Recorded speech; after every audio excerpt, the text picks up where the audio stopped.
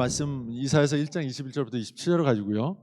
하나님의 연민이라는 제목으로 함께 말씀을 나누려고 합니다. 오늘날 시대는요. 소통의 시대라고 불려요. 그죠? 소통이 안 되면 아무것도 할 수 없어요.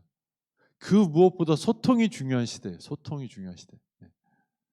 제가 어릴 때는 약간 어떤 권세 있고 능력 있는 게 중요한 때였다면 제가 청년 때가 되니까 굉장히 중요한 가치가 뭐가 생겼냐면 재미라는 코드가 떠올랐어요. 그러니까 남자친구 선호도에서 남자친구가 가질 덕목 중에 첫 번째 그러면 재밌는 사람, 유머러스한 사람, 이게 첫 번째, 두 번째로 뽑힐 정도로 재밌어야 내 남자친구가 될 수 있다라는 거죠. 근데 당시에 사실 저는 좀 보수적인 사람이라 이해를 못했어요. 재밌어서 결혼하면 그 결혼이 제대로 된 결혼이 될 수 있나? 이런 생각을 했었죠, 제가. 근데 그게 사람들의 마음속에 무엇 때문에 재미를 찾았는가, 유머러스한 걸 찾았는가를 제가 생각하지 못했던 것 같아요. 왜 그랬을까요? 왜 재미를 찾았을까요? 재밌으면 그 사람과 소통이 이루어져요. 그죠? 사람이 재밌고 뭔가 말에서 통해지는 게 있으면 그러면 뭔가 이렇게 말이 오갈 수 있는 여지가 생기는 거예요. 그리고 나서 소통이 되는 사람, 내 말 잘 들어주는 사람, 성격이 맞는 사람이라고도 표현되는 이런 사람들이 남친으로는 여친으로는 선호하는 사람입니다. 이런 얘기들을 많이 합니다. 그래서 오늘날 이 공감 능력이라는 건 굉장히 중요해졌어요. 부모 자녀 간에도 공감을 할 수 있어야 돼요. 네. 지금 우리 하영이가 지금 굉장히 열심히 뛰다니고 있거든요. 저 에너지를 보세요, 여러분. 네, 여러분 이런 아이의 에너지 지금 근데 이 아이가 왜 뛰고 있을까요?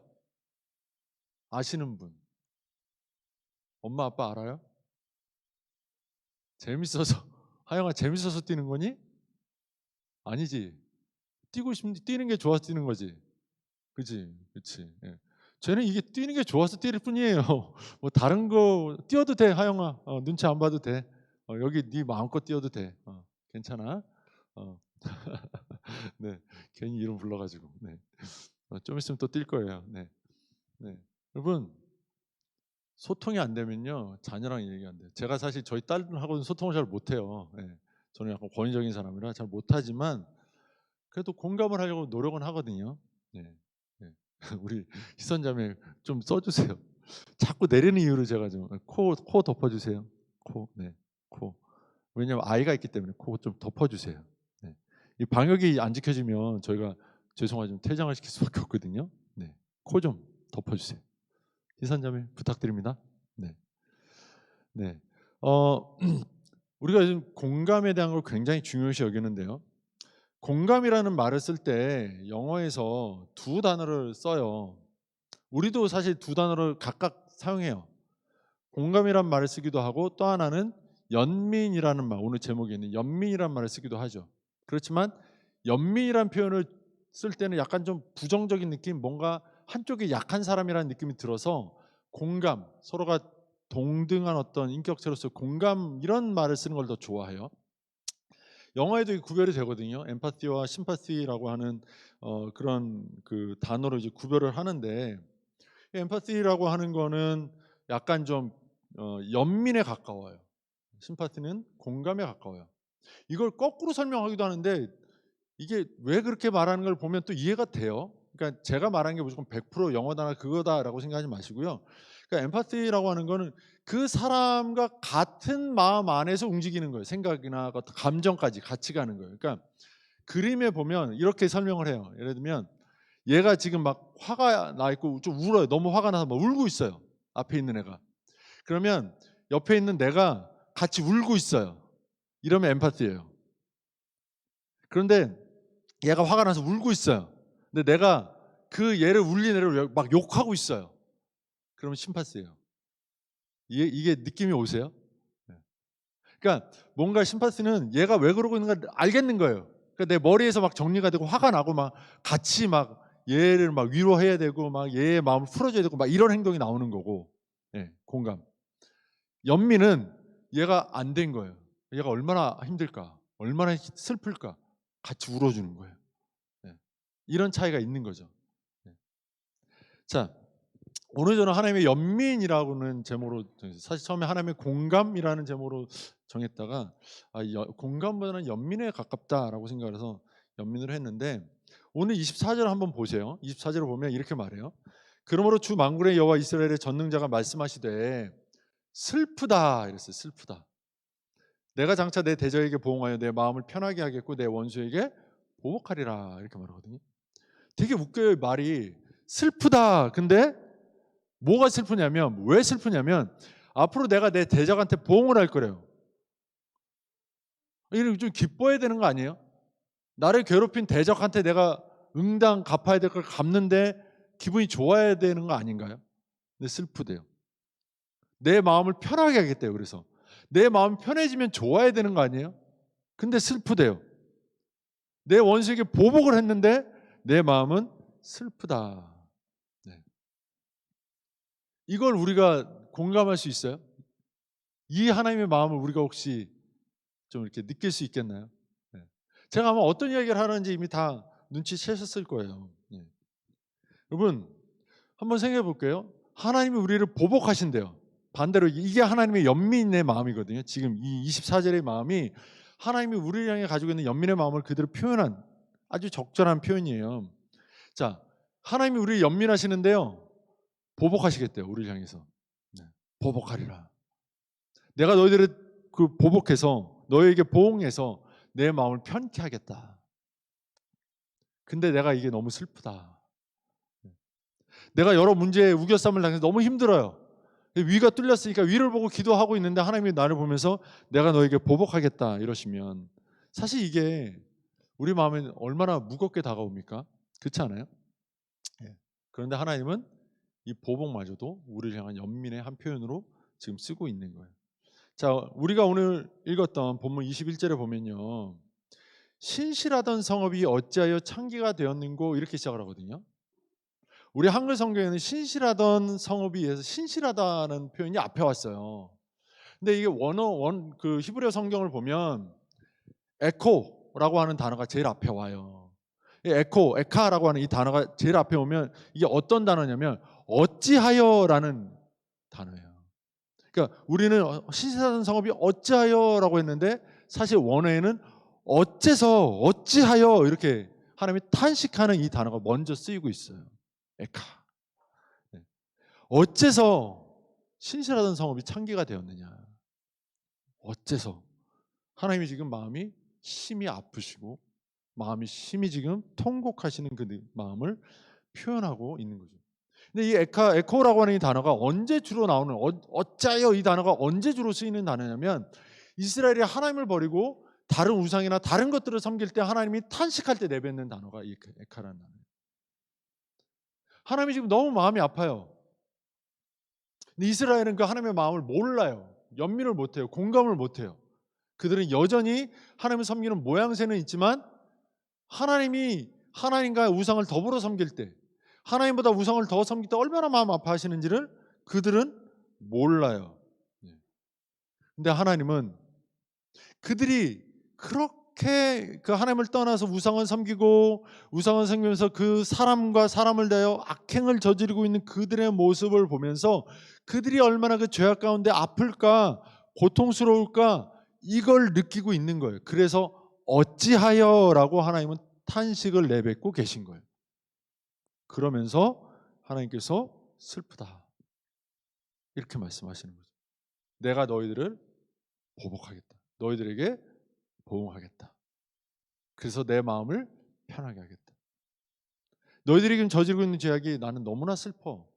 그러면 내가 그것을 두고는 가만 보고 있을 수는 없어. 내가 그걸 반드시 건드릴 거야. 이렇게 말씀하는 거죠. 자, 그러면 이스라엘이 이렇게 하나님을 떠나서 우상을 섬긴 결과로 어떤 일이 벌어졌는가? 21절부터 23절을 보면 나오는데요. 제가 말씀드리면 이거예요. 첫 번째, 정의와 공의가 충만하던 곳에 살인자들이 가득해졌어요. 두 번째, 22절에 보면 은은 찌꺼기가 되고 포도주에는 물이 섞였어요. 그 다음에 세 번째, 고관들은 패역하여 도둑과 짝을 하여 다 뇌물을 사랑하며 예물을 구하였어요. 네 번째, 고관들은 고아를 위하여 신원하지 아니하며 과부의 송사를 수리하지 않았어요. 정의가 없어졌어요. 그래서 나타난 모습들이 은에 찌꺼기를 섞어서 사고 팔아요. 포도주에 물을 섞고 사고 팔아요. 예. 그리고 고관이라는 사람들은 이런 도둑질하는 이런 사람들과 한패가 되어서 그들에게 뇌물을 받고 그 모든 걸 눈감아주고 있어요.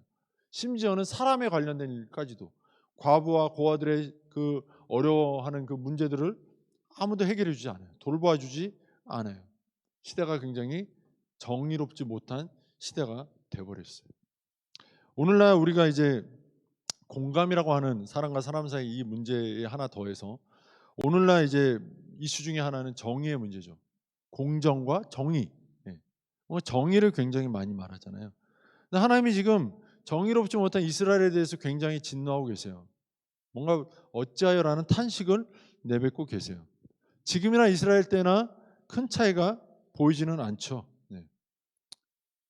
오늘 우리가 말하는 우리가 말하는 정의는 오늘 우리가 말하는 정의는 어떤 정의냐면 그 본질적인 정의가 아니라 그냥 사람들이 악한 그 죄의 뿌리를 내린 상태에서 맺혀지는 열매로서의 정의롭지 못한 것에 대해서 열매가 바로 나야 되는 거 아니냐, 먹을 만한 열매를 맺어야 되는 거 아니냐, 이런 차원의 정의를 말하는 것에 불과해요. 왜냐하면 성경이 말하는 죄의 본질은 하나님을 알지 못하고 하나님을 믿지 않는, 예수 그리스도를 구주로 믿지 않는 것에 대하여 죄라고 선언하고 있기 때문에 예수를 믿지 않는 그 모든 사람은 죄인이에요. 그들이 아무리 정의를 외쳐도 그들은 정의로울 수가 없는 상태예요. 그렇기 때문에 이 시대가 아무리 정의를 외친다 해도 이 사람들의 능력으로는 스스로 정의를 이룰 수 없어요. 부패한 정치 바꿀 수 없고요. 뭐 수준하는 국민의식 고칠 수 없어요. 우리가 수준 낮다는 게 아니라 모든 하여튼 문제라고 보이는 것 어떤 것도 고칠 수 없어요. 불통으로 말미암아 발생되는 사회적인 문제, 계층의 문제, 세대 간의 문제 다 해결될 수 없어요. 왜 그러냐? 하나님이 말씀하시는 대로 어찌하여, 그다음에 뭐예요? 왜 너희들이 창기가 되었냐? 왜 너희들이 나를 섬기지 않냐고 떠나서 창기와 같이 더러운 자들이 되었냐? 왜 너희들의 창조주이자 구주이신 나를 버리고 세상의 헛된 우상을 쫓아갔느냐? 이렇게 하나님이 탄식하고 계시다는 거예요. 네. 여러분, 이런 시대에 악행하는 자들을 향해서 이제 24절에 하나님이 말씀하시는 거죠. 그러므로 만군의 여호와 이스라엘의 전능자가 말씀하시되 슬프다. 내가 장차 내 대적에게 보응하여 내 마음을 편하게 하겠고 내 원수에게 보응하리라, 이렇게 말씀하세요. 여기서 내 대적이 누굴까요? 21절에서 23절에 나온 그 무리 중에 뽑자면 고아나 과부보다는 고관, 뭐 도둑, 뭐 이런 사람들이겠죠. 그렇죠? 우리는 그렇게 생각할 수 있어요.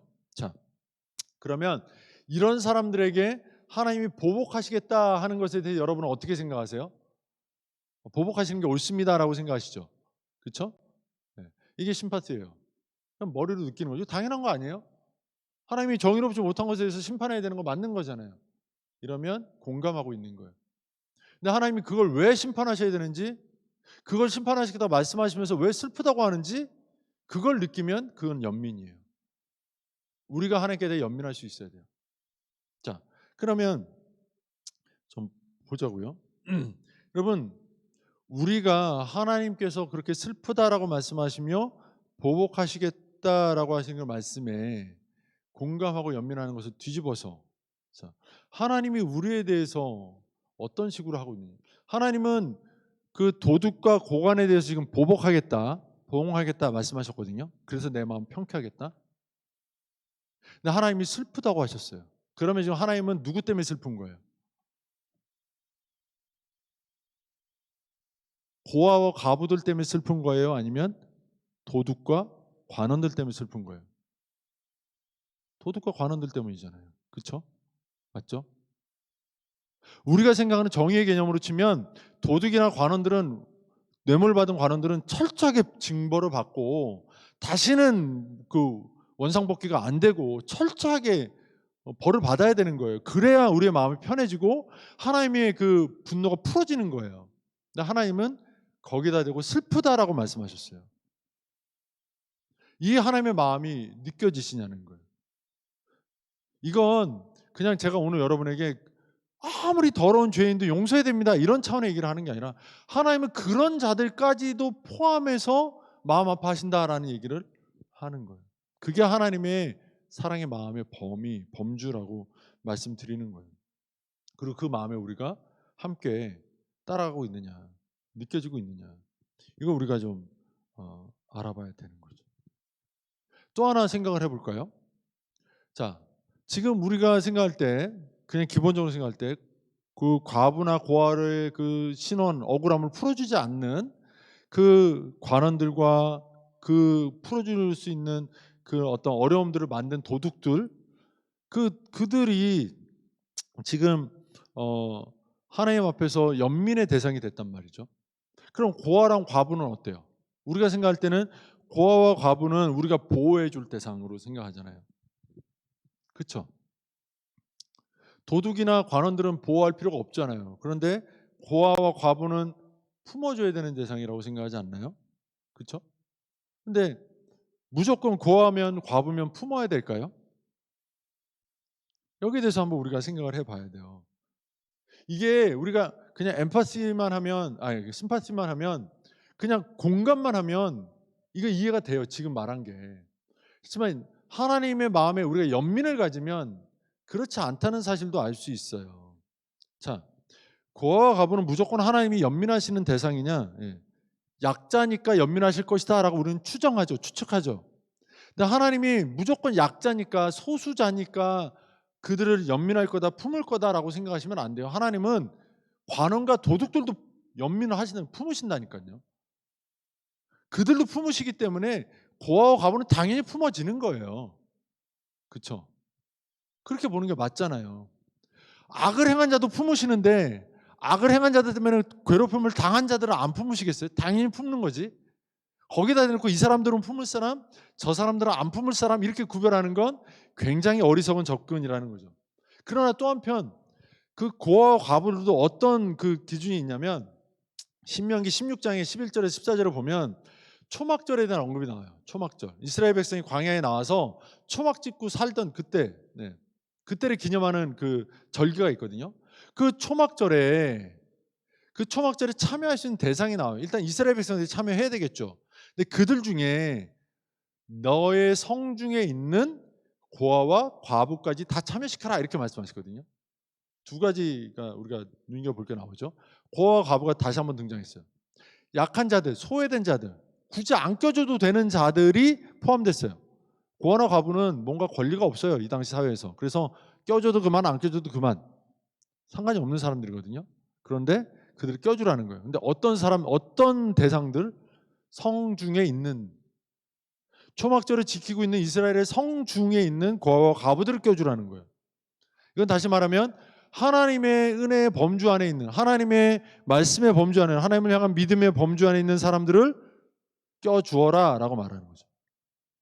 우리가 소수자, 약자들에 대해서 생각할 때 그냥 덮어놓고 저 사람들은 좀 무리가 적고 저 사람은 조금 대접을 못 받으니까 껴주자, 잘해주자, 물론 좋은 마음일 수 있지만 하나님의 기준에서는 무조건 그것이 옳다라고 말하지 않는다는 거예요. 성중에 있는 자를 품으라는 거예요. 자, 이걸 뭐 쉽게 좀 이렇게 설명해 볼게요. 요즘 이제 동성애 문제 많이 얘기하죠. 차별금지법 이런 얘기도 많이 나오고요. 여러분, 동성애자들은 소수자예요. 그래서 사회적인 정의의 개념으로 따르자면 그들은 보호받아야 되고 그들의 인권은 존중받아야 돼요. 저는 여기에 대해서 이의를 제기하지 않아요. 동성애자들은, 그들은 보호받아야 하고 그들의 인권은 존중되어야 해요. 그러나 그들이 행하는 동성애는 존중받거나 보호받을 필요가 없는 행동이에요. 그렇죠? 동성애자들이 하나님의 그 연민의 대상, 연민의 큰 타원에서는 들어가겠죠. 그러나 그들이 행하고 있는 그 동성애라고 하는 것이 하나님의 연민의 대상에 들어있지만, 아까 그 24절에 말하는 것처럼 그들의 보응하고 보복할 대상에도 들어가지 않나요? 그들은 소수자이지만 하나님의 보복과 보응의 범죄에도 들어가는 거예요. 그러면 그들에 대해서 우리는 어떤 입장을 취해야 돼요? 하나님이 그들을 심판할 수 있다, 하나님이 그들을 벌하실 수 있다라는 것을 우리는 생각해 봐야 된다는 거죠. 자, 제가 오늘 이 얘기를 왜 이렇게 하느냐. 먼저 한 가지 얘기를 더 하고 좀 얘기를 좀 정리를 해야 될 것 같아요. 25절에서 27절을 보면요, 네. 이런 표현이 나와요. 내가 또 내 손을 내게 돌려 내 찌꺼기를 제물로 찢듯이 녹여 청결하게 하며 내 혼자물을 다 제어 버리고. 아까 은혜에 찌꺼기 꼈다고 그랬잖아요. 다 그걸 제어 버리시겠대요. 뭔가 문제 있고 악행을 저지른 뭔가 나쁜 모든 요소들을 하나님이 다 제하여 버리겠대요. 그래서 재판관들을 처음과 같이 본래처럼 회복시키겠다라고 말씀하세요. 하나님이 보응하고 보복하신 결과로 일어나는 일이 이거예요. 그들을 심판해서 죽여서 없애는 게 아니고요. 사라지게 하는 게 아니고 그들을 회복시키는 거예요. 그래서 연민이라고 할 수 있는 거예요. 때리는데도 불구하고. 더 나아가서 볼까요? 27절에 보면 시온은 정의로 구속함을 받고, 네. 하나님이 그 죄를 범한 관원들을 향하여 보응하고 보복하시는 건 정의예요. 그 정의로 말미암아 뭘 얻냐면 구속, 구원함을 얻는다라고 성경은 말하고 있어요. 그들이 살아나게 될 것이다라고 말씀을 하고 있는 거죠. 자, 하나님은요, 우리를 그냥 단순히 보복하는 분이 아니에요. 하나님은 우리를 그냥 단순히 우리의 죄를 가지고 때리고 말고 이런 걸 결정하는 분이 아니에요. 너무 쉽게 그렇게 한정짓지 않으셨으면 좋겠어요. 하나님은 우리를 회복시키고 구원하기를 원하시는 분이에요. 우리는 그 생각을 가지고 하나님의 마음을 읽어내야 해요. 자, 이걸 왜 이렇게 말씀을 드렸냐. 지금까지 제가 말씀드린 건 그냥 일반적인 교훈이라면, 자, 우리가 한번 생각을 해봅시다. 부부간의 관계 속에서, 부부싸움 하죠? 부부싸움 안 한 부부가 있나요, 혹시? 안 해본 분. 나는 부부인데, 결혼했는데 아직 한 번도 안 싸워봤다. 있을까요? 아마 웬만하면 없을 겁니다. 자, 부부간의 다툼을 벌일 때 항상 네가 옳으네, 내가 옳으네 이런 문제로 다투고, 또 내 마음을 왜 네가 모르냐, 왜 내 마음은 네가 모르냐 이렇게 다투죠. 그게 뭐가 다른 거예요? 자기 기준이 다른 거예요. 그죠? 내 기준이 다른 거예요. 나는 이렇게 하는 게 좋아, 네가. 근데 그 네라고 불리는 내 남편은 이렇게 하는 게 좋아. 저렇게 하는 게 좋아. 그러면 나는 이렇게 하라고 그러는데 남편이 자꾸 저렇게 하면 어떻게 돼요? 싸움이 나요. 그리고 그런 남편을 향해서 소통이 안 된다고 말하죠. 남편도 아내를 향해서 내 아내는 나를 너무 몰라. 내 마음을 너무 몰라줘. 이렇게 말하죠. 근데 하나님은 지금 보세요. 하나님에 대해서 하나님의 말씀에서 정면 도전하고 있는 그런 관원들과 도둑질 행하는 그런 사람들을 향해서까지도 하나님은 연민의 마음을 품으신다는 거예요. 그들까지 품어 안고 다퉈요, 보복해요, 징벌해요. 그런데 그 목표가 어디 있다고요? 그의 회복에 있다고요. 그의 구속에 있다고요. 그를 다시 살려내는 데 있다고요. 자, 우리가 실생활에서 그럼 이걸 어떻게 적용하겠습니까? 내 남편과 내가 다퉈요. 내 아내와 내가 다퉈요. 그러면 그 다툼, 지금 내가 내 남편에게 뭔가 너 잘못했어라고 말할 때 그 지적은 무엇을 위한 지적이고 무엇을 위한 다툼이 돼야 되는 거예요. 우리가 하나님을 닮은 존재라면 내 남편을 살리기 위한 다툼이 돼야죠. 내 아내를 회복시키기 위한 다툼이 돼야죠. 부가 안 다투기는 어려워요. 정말 어려워요. 예. 뭐 다투지 않고 그냥 말을 안 해요. 뭐 그럴 수도 있겠죠. 말로 뭐 심하게 주먹질하는지 않더라도 말을 안 하고 뭐 주먹질을 하건 간에 갈등이 있을 수 있잖아요. 그때 어떻게 하시겠어요? 되게 어려운 문제거든요. 네. 저한테 가져오면 저는 대체로 아내 편을 듭니다. 네.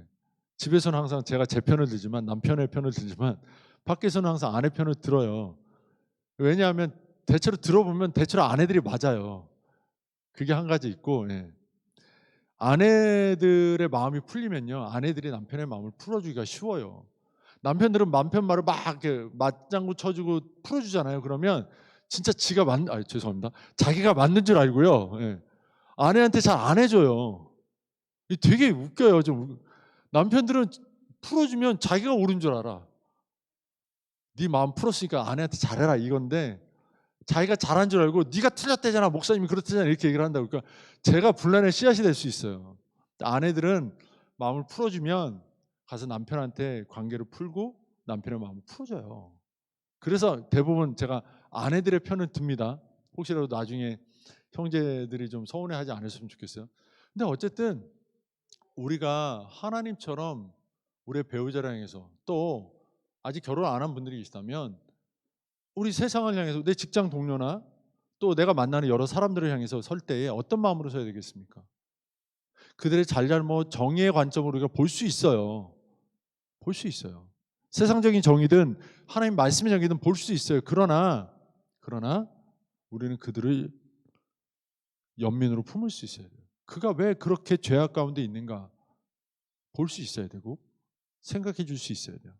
도무지 이해 안 되는 방식으로 죄악을 저질렀다 할지라도 그를 우리는 다시 회복시키고 다시 그를 살리기 위한 마음으로 그를 대해 줄 수 있어야 되는 거예요.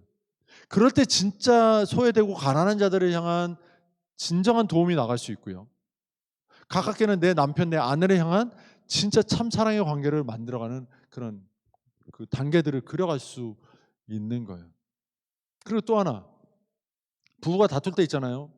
중요하게 생각할 게 이거예요. 누가 하나님의 성중에 있는 자인가를 따져봐야 돼요.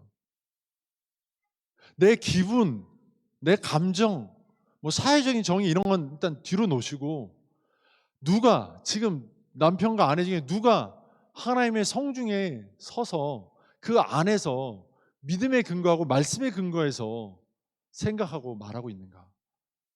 이걸 따라가야 돼요. 아무리 감정이 앞서고 중요하다 해도 말씀보다 중요할 수는 없거든요. 그 감정을 풀어줘야 말씀도 이해가 되니까 감정을 먼저 풀어줄 수는 있지만 그러나 부부가 서로 간에 늘 누가 더 성중에 있는가를 고려해야 돼요.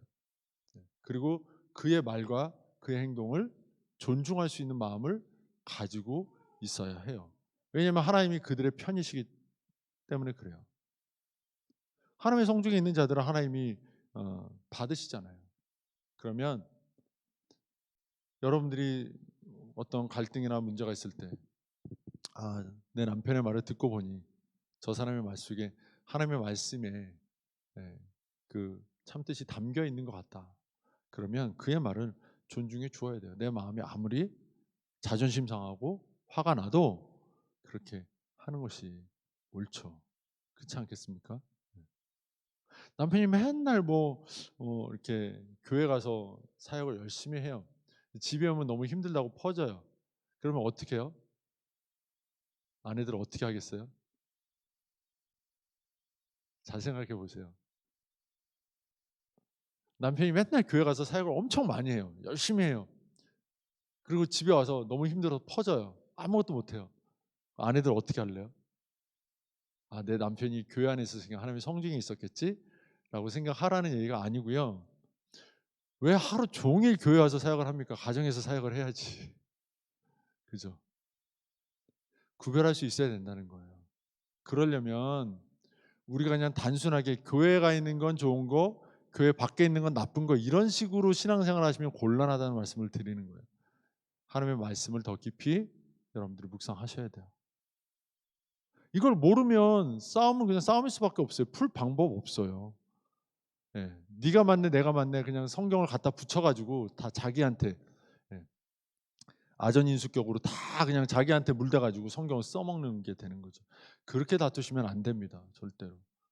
그래서 부부간에 할 수 있으시면 항상 말씀을 가지고 교류하세요. 교제하세요. 그러면서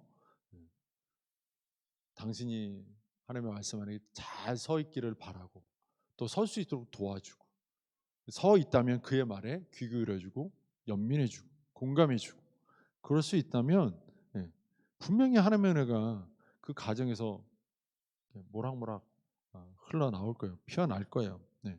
그렇지 않겠습니까?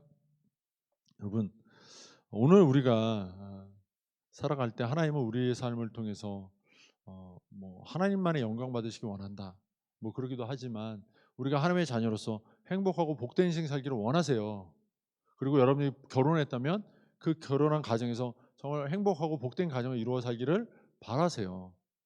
그런데 그 바라는 데 있어서 우리에게 필요한 정말 중요한 능력 중에 하나가 공감 능력이에요. 그것을 오늘 본문에서 하나님이 얼마까지 어떻게까지 연민하시는가를 통 우리는 그 봄으로써 우리도 하나님처럼 저렇게 해야 되는구나라는 것을 알게 되는 거죠. 죽을 죄를 지은 남편이라도 그를 다시 이 사람 살려야 되는, 하나님이 살리라고 나를 이 사람 옆에 두었구나라고 생각하면서 살려주세요.